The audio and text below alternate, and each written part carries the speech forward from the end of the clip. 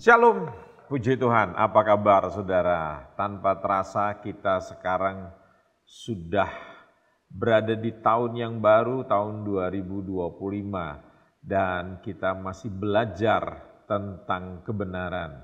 Saudara yang kasih Tuhan, seringkali kita menganggap bahwa sebuah acara dalam gereja itu dengan segala macam tekniknya, dengan segala macam acara-acaranya, dengan segala macam pengisi acaranya, dengan musiknya, dengan pujiannya, nyanyian yang kira-kira bisa menggugah selera daripada umatnya atau bisa menjadi idola daripada para anggota jemaatnya. Itulah yang kira-kira membuat sebuah gereja itu bisa mengalami sebuah pertumbuhan, perubahan. Yang saya ingin beritahukan bahwa Anda harus percaya kepada kuasa Tuhan yang bekerja melalui kitab suci. Yang merubah manusia itu bukanlah suplemen. Yang membuat seseorang bertumbuh itu adalah makanan-makanan pokok kalau dalam istilah dunia kesehatan begitu. Bukan karena saudara rajin makan suplemen, tetapi saudara tidak pernah memakan makanan-makanan yang mengandung kesehatan. Seperti misalnya saudara makan sayur, makan buah, makan lemak yang dengan kadar kesehatan yang baik begitu ya. Misalnya makan ayam, makan ikan begitu, makan daging. Nah, saudara harus percaya bahwa makanan-makanan itu yang bisa membuat seseorang bertumbuh dan tidak perlu mahal. Ada banyak orang sekarang menyepelekan tentang kebenaran firman Tuhan dan menganggap bahwa acara yang bombastis, acara yang luar biasa, ibadah yang direkayasa sedemikian rupa akan mendatangkan banyak orang. Oke, memang bisa mendatangkan banyak orang, tetapi coba periksa jujur, apakah acara-acara itu bisa mengubah karakter, bisa mengubah kehidupan seseorang. Karena Anda harus percaya bahwa firman itu adalah alatnya Tuhan, kebenaran itu adalah Tuhan sendiri begitu. Jadi dia yang akan mengubah kehidupan manusia. Makanya perlu sekali Anda membaca firman, merenungkan, memperkatakan firman, menghidupi itu firman. Dan firman itu yang berkuasa mengubah hidup manusia, bukanlah acara. Bukanlah pernak-pernik yang Anda anggap hebat pada hari-hari ini. Itu sebabnya kita konsisten untuk belajar kebenaran. Karena kebenaran itu, begitu saudara mengetahui, kebenaran itu yang akan mengubah kehidupan saudara dan saya. Nah, saudara yang kasih Tuhan, akhir-akhir ini kita melihat begitu banyak orang yang mengalami krisis, mengalami kesusahan, mengalami persoalan. Tidak sedikit daripada orang-orang yang tadinya begitu nyaman bekerja di perkantoran, bekerja di dalam ekonomi yang baik, dalam bisnis maksud saya, bekerja apa saja ya, sudah nyaman, tiba-tiba kita harus menghadapi badai ekonomi yang sangat luar biasa, krisis ekonomi yang bukan saja tingkatnya adalah sektoral, tingkatnya adalah regional, tapi tingkatnya sudah mengglobal. Artinya apa yang terjadi di negara Indonesia itu terjadi di bagian negara-negara yang lain. Ada begitu banyak perusahaan-perusahaan yang hebat tutup. Dan apa yang terjadi itu mengakibatkan PHK besar-besaran. Kita menjadi bingung. Kenapa sebagai seorang percaya kita menghadapi persoalan seperti begini? Belum lagi kalau kita menghadapi penyakit yang tidak pernah kita undang, tidak pernah kita bayangkan, tiba-tiba kita mendadak harus mengalami penyakit yang sangat menekan kita. Sehingga hari-hari ini ada banyak orang hidup di dalam keadaan yang tidak nyaman gitu ya, tekanan demi tekanan, krisis yang luar biasa terjadi dalam kehidupan saudara. Dengarkan kalimat saya bahwa persoalan, krisis, penyakit ya yang saudara alami itu bukanlah penyebab yang membuat hidup saudara pada hari ini mengalami goncangan gitu ya, saudara kehilangan harapan begitu. Krisis, sakit penyakit, persoalan yang terjadi dalam hidup saudara, ekonomi apa sajalah. itu hanya menyatakan apa yang sebetulnya yang menjadi kualitas hati saudara. Ya, kalau tidak ada masalah, maka orang atau saudara sendiri tidak akan mengetahui bagaimana kualitas hati saudara. Nah, begitu ada persoalan, begitu ada penyakit, begitu ada tekanan, disitulah saudara tahu apa yang sebetulnya menjadi kualitas hati saudara. Karena kadang-kadang orang itu menilai besarnya seseorang, hebatnya seseorang itu karena dia populer, ya. Dia mempunyai jabatan yang tinggi, dia mempunyai penghasilan atau aset yang begitu banyak. No. Ya, kualitas hidup manusia itu ditentukan atau sukses itu dikatakan bahwa kalau Anda bisa mengatasi persoalan dalam hidup saudara. Nah, mari kita lihat saudara-saudara bahwa siapapun saudara, mau besar kecil, tua muda, kaya miskin, kulit hitam, putih, coklat, ya. Ada orang beriman atau ada orang yang tidak beriman, maka persoalan itu akan selalu datang dalam kehidupan saudara. Nah, saya akan mengajak saudara untuk kita melihat bagaimana sebetulnya kita bisa menghadapi persoalan, tekanan, sakit penyakit, krisis yang sedang melanda hidup saudara, hidup manusia atau hidup satu bangsa begitu, ya. Nah, saya mau katakan yang pertama adalah begini, bahwa yang namanya persoalan, yang namanya pencobaan, yang namanya tekanan, itu sebuah hal yang harus saudara anggap normal. Coba saudara perhatikan dalam Injil Matius pasal yang ke-7 ayat yang ke-24-25, ya.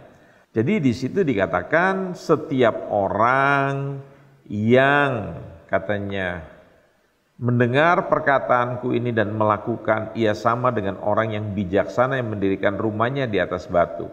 Tetapi ada orang juga yang mendengar perkataanku ini tapi tidak melakukan, ia sama dengan orang yang bodoh yang mendirikan rumahnya di atas pasir.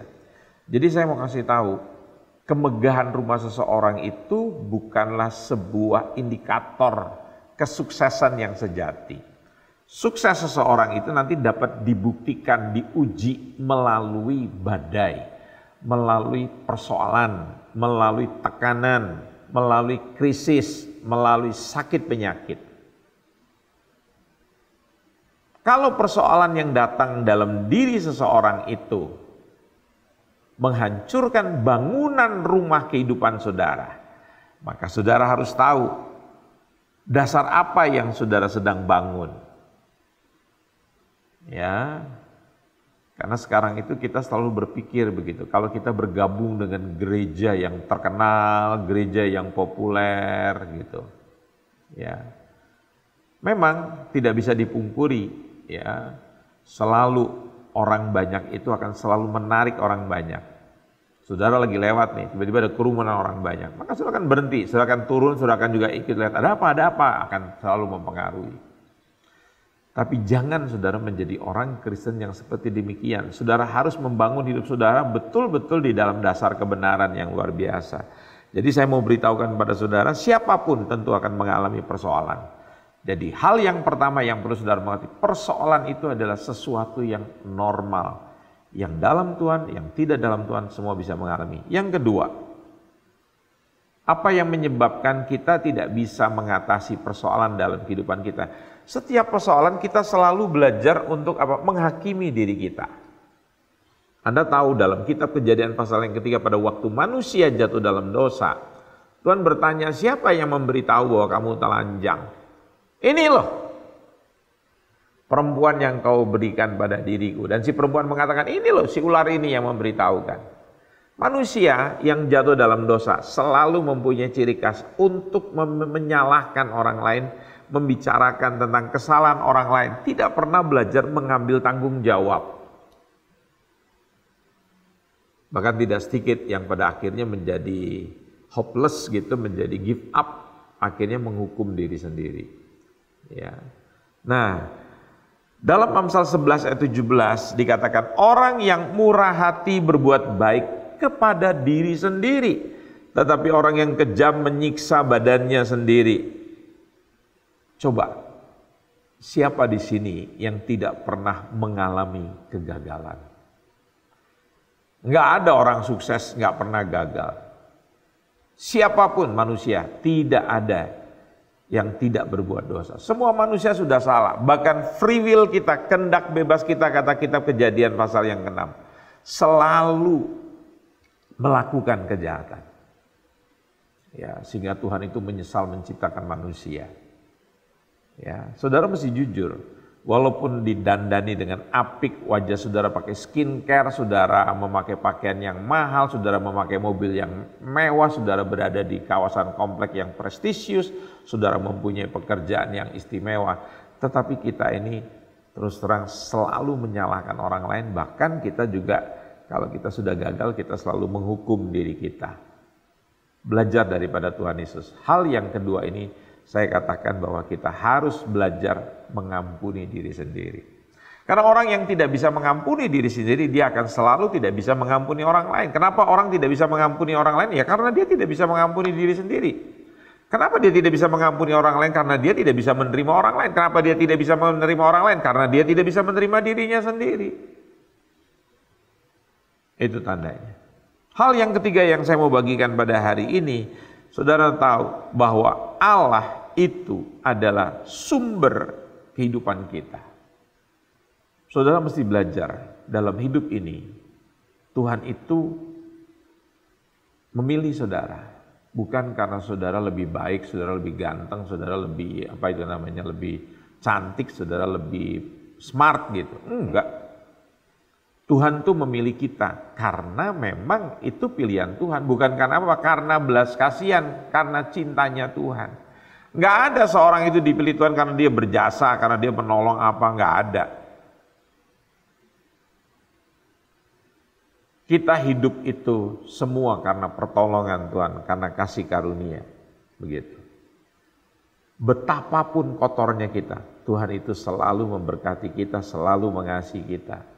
Ingat nggak dalam peristiwa Injil Lukas pada waktu anak yang hilang itu pulang? Ya, Bapak, saya sudah tidak patut lagi disebut anak Bapak. Biarlah aku menjadi salah satu daripada pekerja Bapak. Orang kalau mentalnya sudah berbuat dosa itu selalu begitu ya.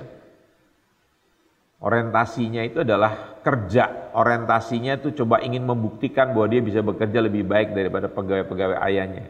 Sehingga istilah nanti kalau dia terbukti memang qualified gitu, bermutu ya, papanya akan menaikkan dia begitu.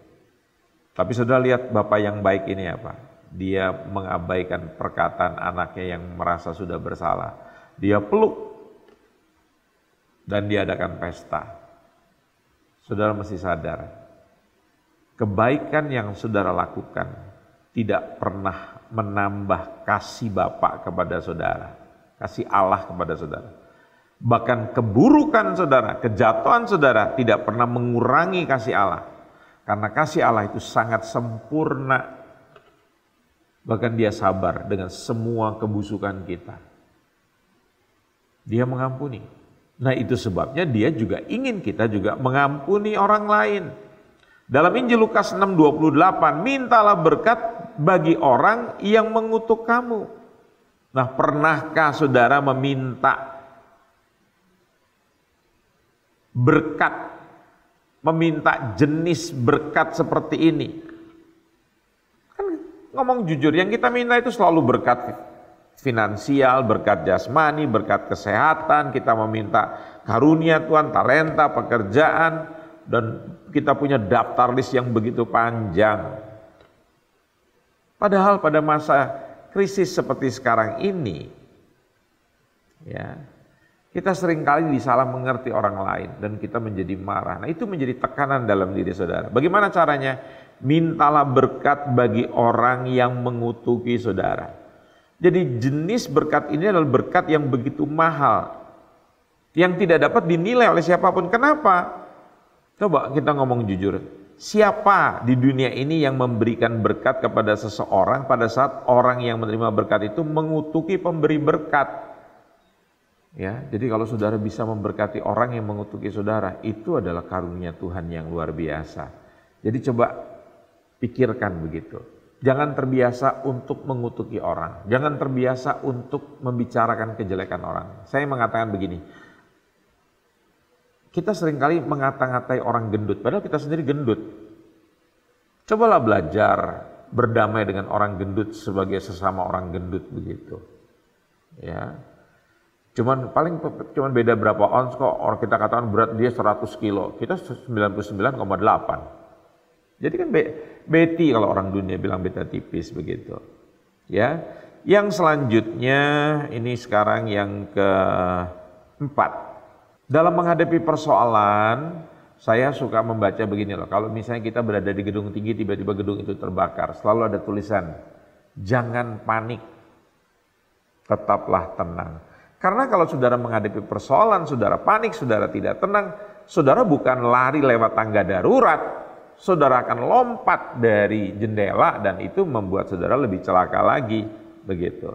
Pada waktu kita menghadapi masalah, cobalah belajar kita tenang. Injil Matius 8 ayat 26. Ya, di dalam terjemahan bahasa Inggrisnya dikatakan gini, kemudian dia bangun dan memerintahkan angin dan ombak untuk tenang dan semua tenang. Wow. Jadi Yesus itu memberikan sebuah order kepada angin dan gelombang laut untuk calm down. Jadi kita perlu calm down. Kalau kita menghadapi masalah, menghadapi tekanan, dengarkan suara Tuhan yang mengatakan tenanglah. Bahkan di dalam kitab Mazmur, di dalam tinggal tenang. Jadi saudara jangan gerasa gusu, jangan jadi panik, jangan jadi tegang begitu. Ya. Jadi belajarlah kita mendengarkan suara Tuhan. Dalam Mazmur 94 ayat 9, dialah yang menanamkan telinga, masakan tidak mendengar? Dia yang membentuk mata, masakan tidak memandang? Jadi belajarlah, segala satu dengarkan Tuhan dan lihat Tuhan. Kalau saudara lihat masalah, itu kesalahannya daripada Nabi Elia. Waktu dia lihat Tuhan, dia berani menghadapi raja, siapa itu namanya? Ahab. Dan dia berkata kepada seorang pegawai istana itu ya, Obaja itu. Dia bilang, coba kamu kasih tahu sama Raja Ahab, beritahukan posisiku ada di sini. Itu makanya saya mengatakan orang yang selalu melihat Tuhan, yang selalu dekat sama Tuhan, dia tidak pernah takut dengan manusia. Tapi begitu orang tidak lagi memandang Tuhan, dia melihat masalah, dia lari seperti akhirnya Elia lari karena dia takut dibunuh sama siapa itu? Permaisurinya Raja Ahab yang bernama Isabel. Jadi kalau saudara tidak lagi mulai memandang Tuhan, saudara mulai melihat manusia, saudara mulai melihat masalah, hati saudara akan menjadi gentar. Pandang Tuhan. Ada sebuah lagu lama yang saya ingat yang berkata, pandang terus padanya, gitu ya. Kalau Anda melihat Tuhan, persoalan itu menjadi kecil. Tapi kalau Anda melihat persoalan itu menjadi besar dan Tuhan menjadi tidak berdaya ya di dalam hidup saudara. Yang selanjutnya adalah pegang prinsip kemahakuasaan. Kedaulatannya Allah. Saudara mesti percaya bahwa Allah itu berdaulat, Allah itu berkuasa. Nah, ada banyak orang kadang-kala kalau punya jabatan, kalau punya uang yang banyak, dia berpikir bahwa dia punya kekuasaan, bisa menghancurkan orang lain. Lupa bahwa kita ini manusia gitu loh. Napas kita itu aja didistribusi oleh Tuhan. Kalau dikurangi separuh aja langsung saturasinya turun, kita menjadi bengek, sesak napas gitu loh. Tapi kita merasa bahwa kita ini kalau marah, kamu nggak tahu saya siapa begitu. Nah, ini orang yang nggak kenal dirinya sampai tanya sama orang, saya ini siapa begitu. Gitu. Saking dia merasa dirinya itu hebat dan mengatakan hidup mati saya itu di tangan saya, bukan di tangan Tuhan. Mari kita membaca Yesaya 40:15. Sesungguhnya bangsa-bangsa adalah seperti setitik air dalam timba dan dianggap seperti sebutir debu pada neraca. Sesungguhnya pulau-pulau tidak lebih dari abu halus beratnya. Saudara tahu nggak ada satupun yang jatuh di atas bumi ini tanpa seizin Tuhan. Daun-daun yang jatuh, ranting yang jatuh, bahkan rambut di kepalamu itu pun semua dihitung oleh Tuhan. Jadi saudara mesti belajar begitu. Apapun di dalam dunia ini semua di bawah kontrolnya Tuhan. Anda nggak punya pengaruh, Anda nggak punya kuasa. Ngomong jujurlah saudara-saudara. Beberapa menit ke depan, beberapa waktu ke depan, Anda nggak tahu. Saya mengingat teman saya yang sudah tiada. Dengan pongahnya dia berkata bahwa hidup saya itu sangat bergantung kepada saya. Saya mau mati kapan, itu semua tergantung pada saya. Bukan Tuhan, itu kekuasaan saya. Saudara tahu malamnya dia meninggal dunia. Jadi ingatkan diri saudara. Saudara mau punya uang banyak, saudara mau terkenal, saudara mau duduk di mana, tinggal di perumahan yang tadi saya bilang prestisius, tetap saja Anda nggak punya kekuasaan. Jadi belajarlah untuk, Anda manusia, diciptakan serupa dengan Allah. Tetapi kita bukan Allah. Kita ciptaan Allah, jadi hormati Tuhan. Yang sering kali kalau kita tidak bisa menempatkan diri, kita tidak tahu diri, itu yang membawa tekanan di dalam kehidupan kita. Yang keenam, ya, saudara tahu dalam hidup ini Tuhan itu membedakan dan mengenal milik kepunyaannya. Jadi di dalam masa seperti ini, ya, adalah masa dan waktunya untuk Tuhan menyatakan perbedaan bagi mereka yang menjadi milik kepunyaannya. Ya. Jadi saudara harus ada perbedaan, siapa yang menjadi milik Tuhan, siapa yang bukan. Nah, orang yang mengenal dan dikenal oleh Allah akan mengerti. Ada saat-saat mereka melewati krisis dalam hidup mereka. Firman Tuhan berkata dalam Daniel 11:32b. Tetapi umat yang mengenal Allahnya akan tetap kuat dan bertindak. Jadi kita harus sadar bahwa yang namanya krisis itu adalah alatnya Tuhan untuk menyatakan bahwa kita adalah umat kepunyaannya itu. Jadi sama dengan kita dibedakan dengan orang-orang dunia. Akan terlihat di dalam persoalan itu akan terlihat siapa yang menjadi miliknya Tuhan, siapa yang bukan menjadi miliknya Tuhan, siapa yang orang benar, siapa yang orang jahat. Krisis akan memperlihatkan semuanya itu. Apakah kita memang domba atau serigala yang berbulu domba? Domba adalah binatang yang lemah. Binatang yang cenderung bodoh. Tapi domba yang benar-benar domba, dia akan selalu mendengar suara gembala. Kalau bukan domba, dia nggak akan kenal suara gembala, begitu. Ya, jadi orang yang beribadah dengan orang yang tidak beribadah itu akan kelihatan kualitasnya, begitu. Ya, saudara coba lihat tentang yang tadi saya bilang dalam kitab Daniel itu. Waktu orang-orang yang hebat seperti Mesak, Sadrak, Abednego, Daniel, dia harus menghadapi tekanan penghukuman yang luar biasa karena mereka beribadah kepada Tuhan. Ada kalimat yang saya coba ambil gitu. Mereka mengatakan begini, kalaupun Tuhan yang kami sembah tidak menolong kami tidak akan pernah meninggalkan atau menjadi pengkhianat. Hari ini ada banyak orang begitu menghadapi krisis, imannya menjadi lemah.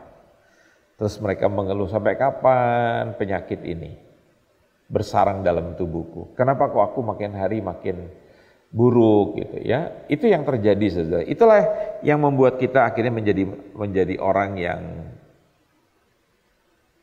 dalam menghadapi krisis, kita menghadapi tekanan, kita menghadapi persoalan, kita menjadi lemah. Daniel 3:17, jika Allah kami yang kami puja sanggup melepaskan kami, maka ia akan melepaskan kami dari perapian yang menyala-nyala itu dan dari dalam tanganmu ya Raja.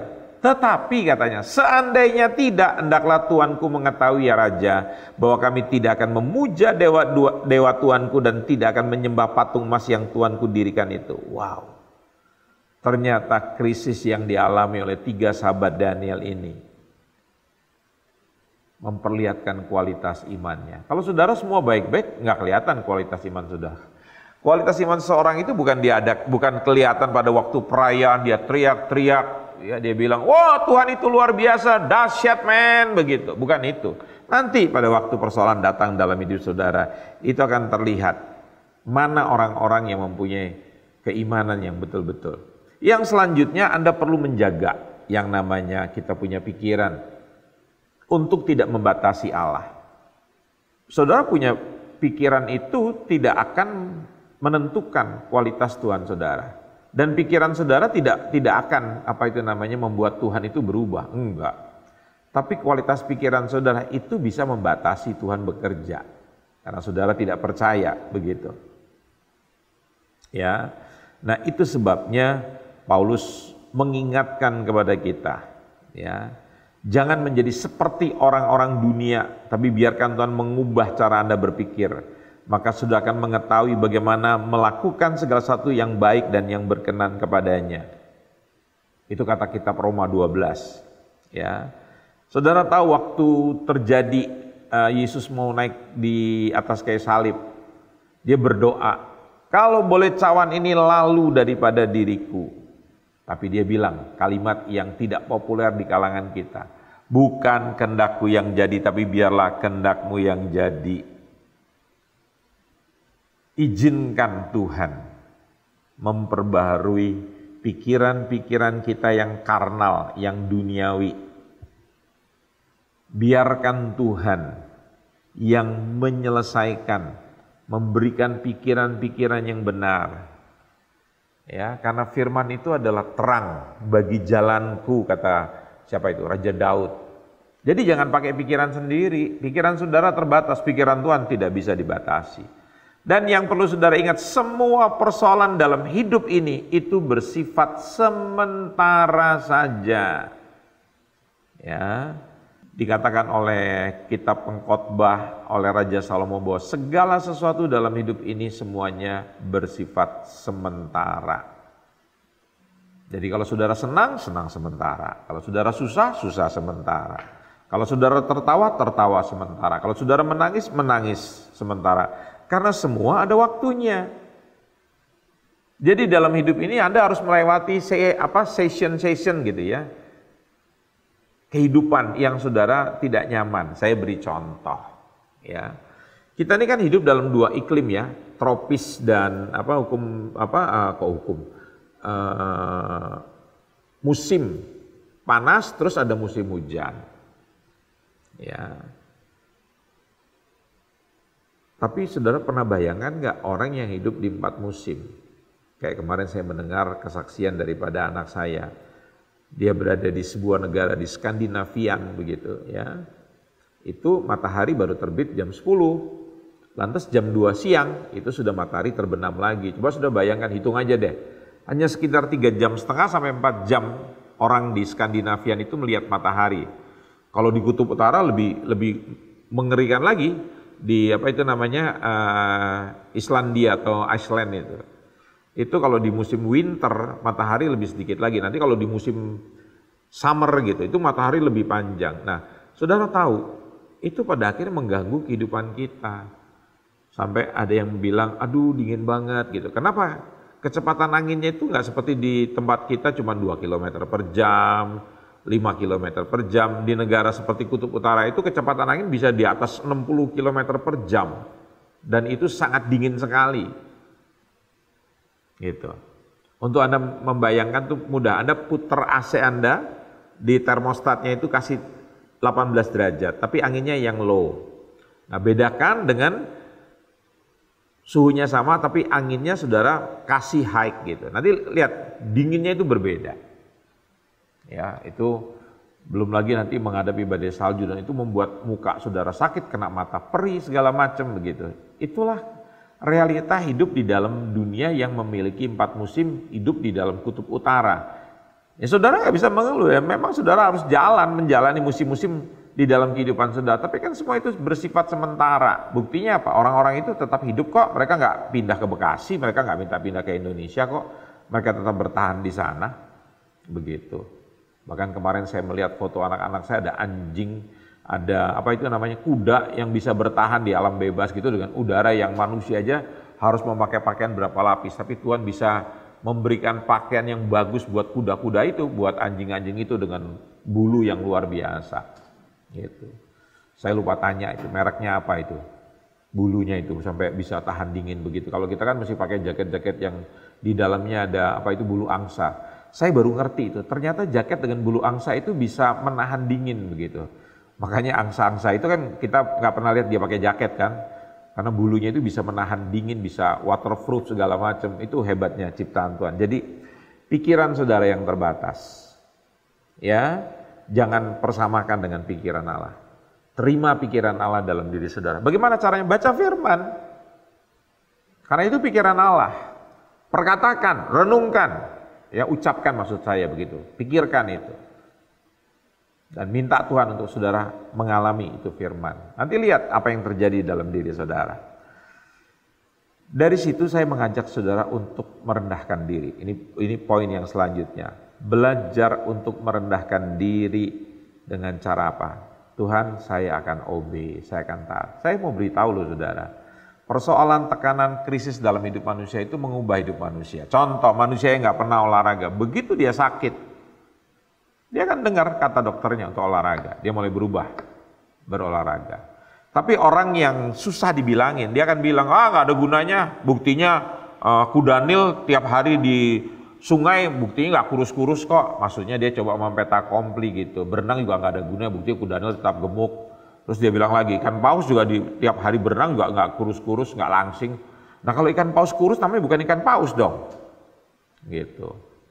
Ya, pokoknya selalu ada apa itu excuse, ada alasan untuk coba mempetakompli gitu bahwa dia nggak perlu lah melakukannya. Tapi nanti kalau sudah sakit benar-benar mau tidak mau, seperti seorang teman saya yang nggak pernah bisa dibilangin tentang rokok, sampai satu saat jantungnya hampir berhenti dan dia merasakan nyeri yang luar biasa. Dokternya mengatakan apa? Dokternya suka bercanda, nggak apa-apa ngerokok.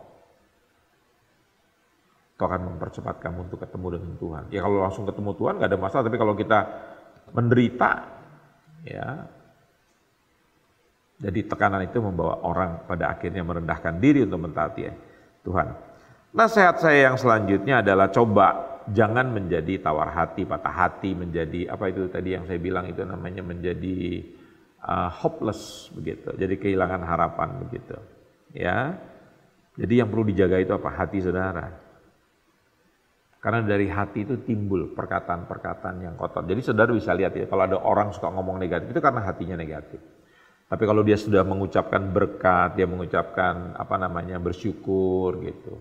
Saya kenal ada seseorang itu kalau misalnya dia lagi apa kaget, monyet begitu ya. Selalu ngucapinnya itu binatang gitu.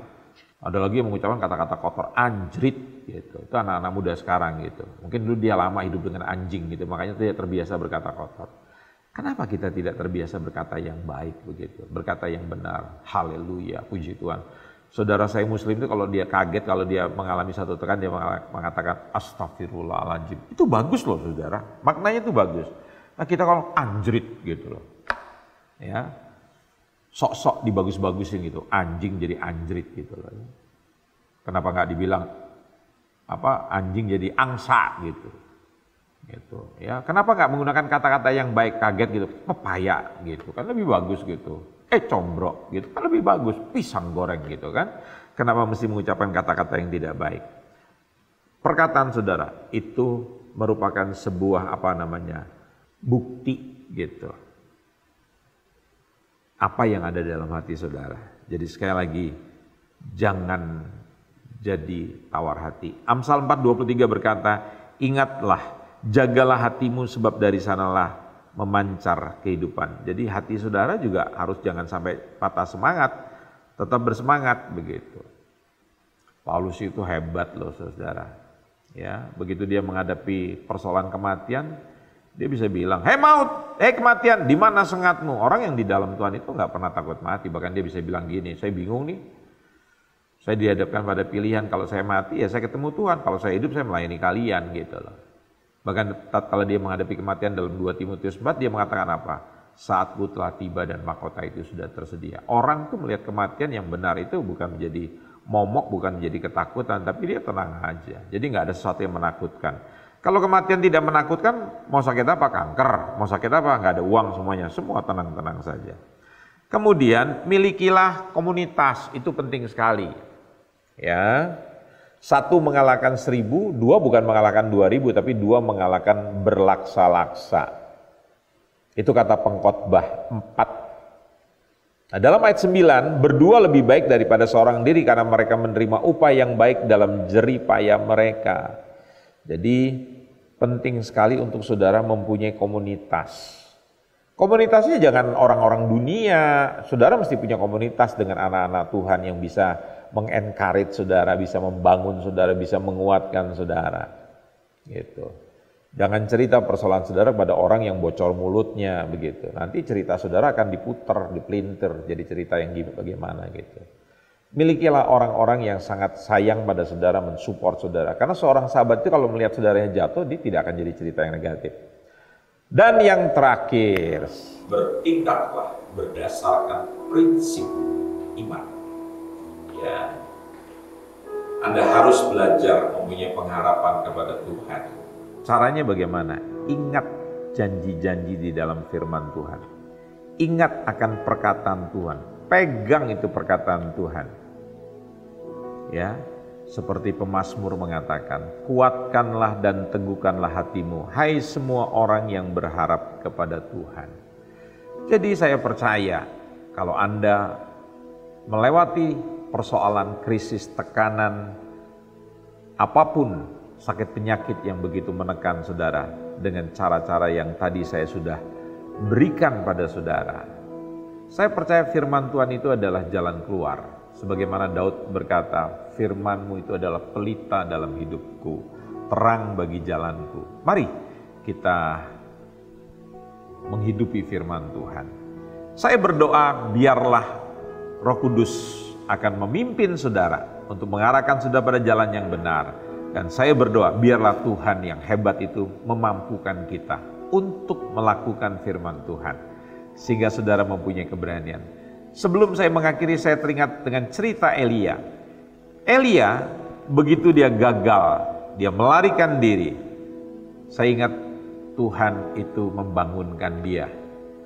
Biasanya orang kalau gagal itu akan mulai duduk, mulai termenung, mulai malas. Tapi di situ Elia betul-betul sudah parah, dia sudah bukan lagi duduk, dia betul-betul sudah berbaring, dia sudah tidur begitu.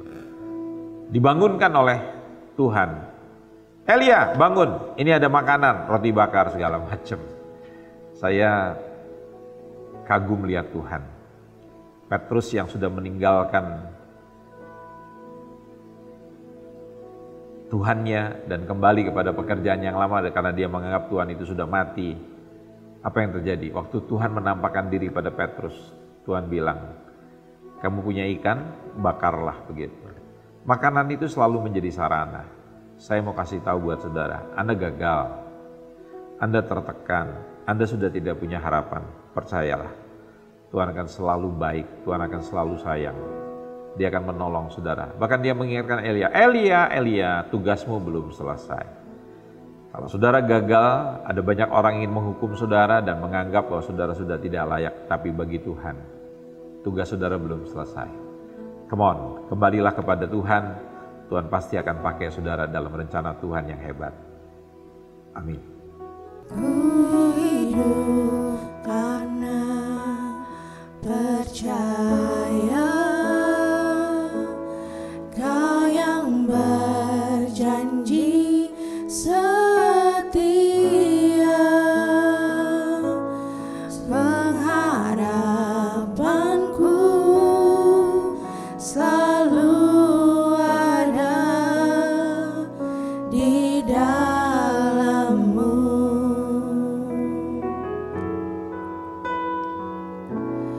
Ku tidak akan menyerah meski dalam kesesakan. Seluruh hidupku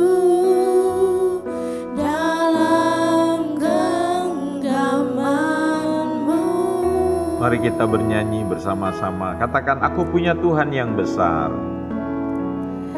Aku punya Tuhan yang besar, yang telah berjanji dan sanggup menggenapi. Imanku bersepakat percaya kuasa-Nya. Ku terima sekarang kemenangan dari-Mu. Bapa di surga, Engkau melihat kekasih-kekasih-Mu, anak-anak-Mu Tuhan yang menyaksikan tayangan ini. Biarlah kami semua menerima jalan keluar dari Tuhan. Engkaulah jawaban dalam kehidupan kami. Kami tahu kalau Tuhan telah menebus dosa kami. Bayangkan, dosa saja Engkau tebus. Apalagi persoalan-persoalan dalam kehidupan kami. Entah itu sakit penyakit, kehilangan pekerjaan, tekanan ekonomi, bahkan hubungan kami yang tidak baik dengan orang lain.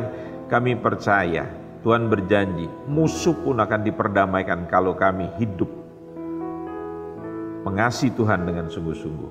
Biarlah kami berpihak kepada Tuhan, dan kami akan melihat bahwa Tuhan menyediakan jalan keluar bagi kami semua. Kami tidak akan menjadi orang yang putus asa, menjadi orang yang menyerah, tapi kami percaya di dalam Tuhan ada sesuatu yang luar biasa. Di dalam nama Tuhan Yesus kami berdoa dan kami mengucap syukur. Amin. Nah, saudara-saudara, biarlah Tuhan memberkati saudara dan sampai jumpa pada tayangan yang selanjutnya. Aku punya Tuhan yang besar, yang telah berjanji dan sanggup menggenapi.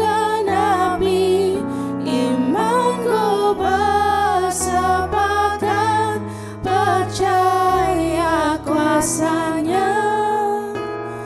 Ku terima sekarang